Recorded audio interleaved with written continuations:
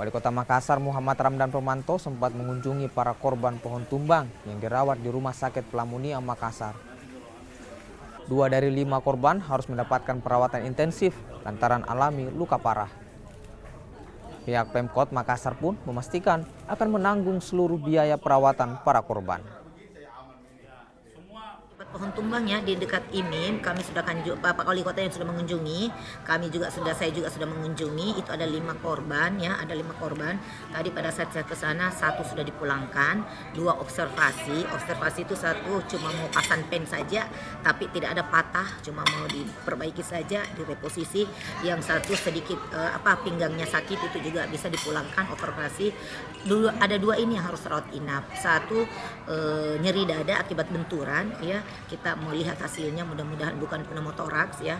Terus yang 1 itu patah pada apa lagi bahasa Indonesianya, kita kapal, jari-jari kaki ya, jari-jari kaki. Tadi